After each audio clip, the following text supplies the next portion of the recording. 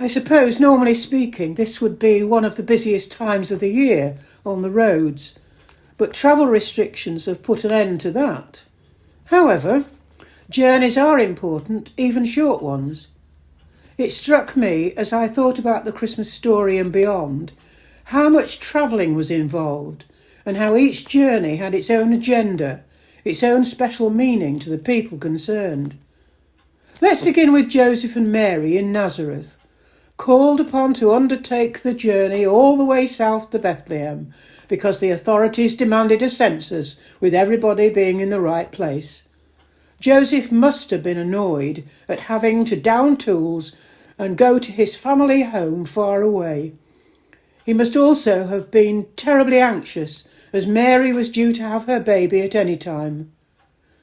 Did they travel through Samaria, I wonder, because that would certainly add to his fear. Was it safe to go through an area where Jews were disliked? Imagine his horror on arriving in Bethlehem to find nowhere decent for a pregnant lady to give birth and have to make do with the filth and stench of a stable. The next journey, only a little one this time, is that of the shepherds. But what different feelings they had. What an amazing experience, and a frightening one too, as they were visited by an angel with a wonderful message and an angel choir. They couldn't wait to go and see if it was all true, and it was, and they returned to the sheep, glorifying and praising God. Far away in the east, the next band of travellers were preparing for a journey, the wise men. Studying the heavens, they had seen a great star. Did it signify the birth of a king, they wondered? In expectation, they arrived in Jerusalem, but there was no child in the king's palace. In hope, they carried on to Bethlehem.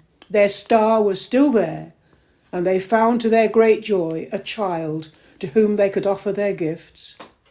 Their journey home was overshadowed with fear. They took to the back roads in case Herod should catch up with them.